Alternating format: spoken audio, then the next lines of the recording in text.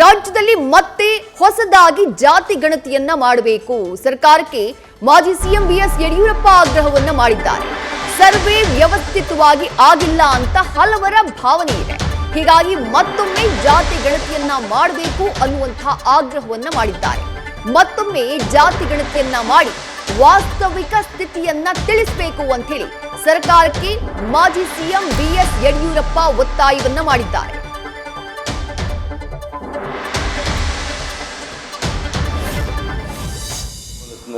ಈಗಾಗಿರುವಂಥ survey ವ್ಯವಸ್ಥಿತವಾಗಿ ಆಗಿಲ್ಲ ಅನ್ನುವಂಥ ಭಾವನೆ ಇದೆ. ನಮ್ಮದು ಅದೇ ಭಾವನೆ. ಸೊ ಅದಕ್ಕೋಸ್ಕರ ಹೊಸದಾಗಿ ಒಂದು ಜಾತಿ ಗಣತಿ ನಡೆಸಿ ವಾಸ್ತವಿಕ ಸ್ಥಿತಿಯನ್ನು ಜನರಿಗೆ ತಿಳಿಸಬೇಕು, ಆ ಪ್ರಾಮಾಣಿಕ ಪ್ರಯತ್ನ ಮಾಡಬೇಕು ಅನ್ನುವಂಥ ಒತ್ತಾಯವನ್ನು ಈ ಸಂದರ್ಭದಲ್ಲಿ ಸರ್ಕಾರಕ್ಕೆ ಮಾಡಿದೆ. ಎಲ್ಲರ ಮನಸ್ಸಿನಲ್ಲಿ ಈಗಾಗಿರುವಂಥ ಸರ್ವೆ ವ್ಯವಸ್ಥಿತವಾಗಿ ಆಗಿಲ್ಲ ಅನ್ನುವಂಥ ಭಾವನೆ ಇದೆ. ನಮ್ಮದು ಅದೇ ಭಾವನೆ. ಸೊ ಅದಕ್ಕೋಸ್ಕರ ಹೊಸದಾಗಿ ಒಂದು ಜಾತಿ ಗಣತಿ ನಡೆಸಿ ವಾಸ್ತವಿಕ ಸ್ಥಿತಿಯನ್ನು ಜನರಿಗೆ ತಿಳಿಸಬೇಕು, ಆ ಪ್ರಾಮಾಣಿಕ ಪ್ರಯತ್ನ ಮಾಡಬೇಕು ಅನ್ನುವಂಥ ಒತ್ತಾಯವನ್ನು ಈ ಸಂದರ್ಭದಲ್ಲಿ ಸರ್ಕಾರಕ್ಕೆ ಮಾಡಿದೆ. ಜಾತಿ ಗಣತಿ ವರದಿಯ ಬಿಡುಗಡೆ ವಿಚಾರ, ವರದಿಯ ಸ್ವೀಕಾರ ವಿಚಾರ ಕಳೆದ ಹಲವು ದಿನಗಳಿಂದಾನೂ ಕೂಡ ತುಂಬಾ ದೊಡ್ಡ ಮಟ್ಟದಲ್ಲಿ ಸದ್ದು ಮಾಡ್ತಾ ಇದೆ. ರಾಜಕೀಯ ಪಕ್ಷಗಳಿಗೆ ಜಾತಿ ಗಣತಿಯ ವರದಿಗೆ ಸಂಬಂಧಪಟ್ಟ ಹಾಗೆ ತಮ್ಮದೇ ಆದಂತಹ ಲೆಕ್ಕಾಚಾರಗಳು ಕೂಡ ಇದ್ದಾವೆ. ಈಗ ಬಿಎಸ್ ಯಡಿಯೂರಪ್ಪ ಕೊಟ್ಟಿರುವಂತಹ ಹೇಳಿಕೆಯನ್ನೇ ಗಮನಿಸುವುದಾದ್ರೆ, ಹೊಸದಾಗಿ ಜಾತಿ ಗಣತಿಯನ್ನ ಮಾಡಬೇಕು, ಈ ಹಿಂದಿನ ಕಾಂತರಾಜು ವರದಿ ಅದು ಅವೈಜ್ಞಾನಿಕವಾಗಿ ಆಗಿದೆ ಅನ್ನುವಂಥ ಒಂದು ಅಭಿಪ್ರಾಯ ಹಲವರಲ್ಲಿದೆ. ಹಾಗಾಗಿ ಹೊಸದಾಗಿ ನೀವು ಸರ್ವೆಯನ್ನ ಮಾಡಿ ಅನ್ನುವಂಥ ಮನವಿಯನ್ನ ರಾಜ್ಯ ಕಾಂಗ್ರೆಸ್ ಸರ್ಕಾರಕ್ಕೆ ಮಾಜಿ ಸಿಎಂ ಬಿಎಸ್ ಯಡಿಯೂರಪ್ಪ ಮಾಡಿದ್ದಾರೆ.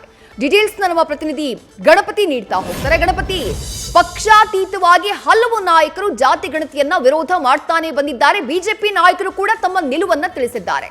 ಈಗ ಬಿಎಸ್ ಯಡಿಯೂರಪ್ಪನವರು ಕಂಪ್ಲೀಟ್ ಆಗಿ ಕಾಂತರಾಜು ವರದಿಯನ್ನ ಬಿಟ್ಟಾಕಿ ಹೊಸದಾಗಿ ಸರ್ವೆಯನ್ನ ಮಾಡಬೇಕು ಅನ್ನುವಂಥ ಆಗ್ರಹ ಮಾಡ್ತಾ ಇರೋದು. ಈ ಹೇಳಿಕೆಯ ಹಿಂದಿರುವಂತಹ ಲೆಕ್ಕಾಚಾರಗಳು ಏನೇನು ಅಂತ ಹೇಳಿ.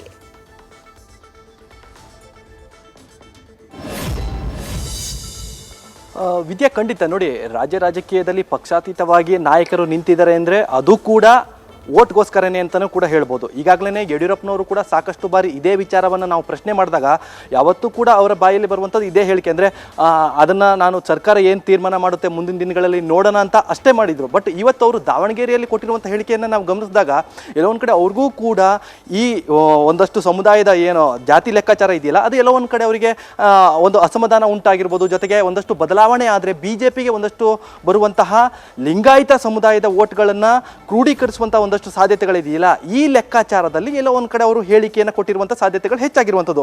ನೋಡಿ, ನಾವು ಈ ವರದಿಯ ಅಂದರೆ ಜಾತಿ ಲೆಕ್ಕಾಚಾರದಲ್ಲಿ ನಾವು ಆಂತರಿಕವಾಗಿ ಗಮನಿಸೋದಾದ್ರೆ ನೋಡಿ, ಒಂದು ಸಮುದಾಯ ಈಗ ವೀರಶೈವ ಲಿಂಗಾಯತ ಸಮುದಾಯಗಳು ಏನು ವಿರೋಧ ವ್ಯಕ್ತಪಡಿಸ್ತಾ ಇತ್ತು, ಅದೇ ರೀತಿಯಾಗಿ ಒಕ್ಕಲಿಗ ಸಮುದಾಯ ಏನು ವಿರೋಧ ವ್ಯಕ್ತಪಡಿಸ್ತಾ ಇತ್ತು, ಆ ಸಮುದಾಯದ ಜೊತೆಗೆ ನಿಲ್ಲುವಂಥ ನಾಯಕರು ಯಾರಿದ್ರು ಆ ಲೆಕ್ಕಾಚಾರದಲ್ಲಿ ನೋಡೋದಾದ್ರೆ ವೀರಶೈವ ಲಿಂಗಾಯತ ಸಮುದಾಯದ ಒಂದಷ್ಟು ಬಲವಾಗಿ ನಿಂತಿರುವವರು ಮಾಜಿ ಸಿಎಂ ಯಡಿಯೂರಪ್ಪನವರು. ಅವರೇನಾದರೂ ಕೂಡ ಇದೇ ವರದಿಯನ್ನು ಒಪ್ಕೊಂಡಿದ್ದೇ ಆದಲ್ಲಿ ಮುಂದಿನ ದಿನಗಳಲ್ಲಿ ಅವ್ರಿಗೆ ಏನಾದರೂ ಕೂಡ ಏರಿಳಿತ ಆಗುವಂಥ ಸಾಧ್ಯತೆಗಳಿರುತ್ತೆ. ಅಂದರೆ ರಾಜಕೀಯವಾಗಿ ಏರಿಳಿತವಾಗುವಂಥ ಸಾಧ್ಯತೆಗಳಿರುತ್ತೆ.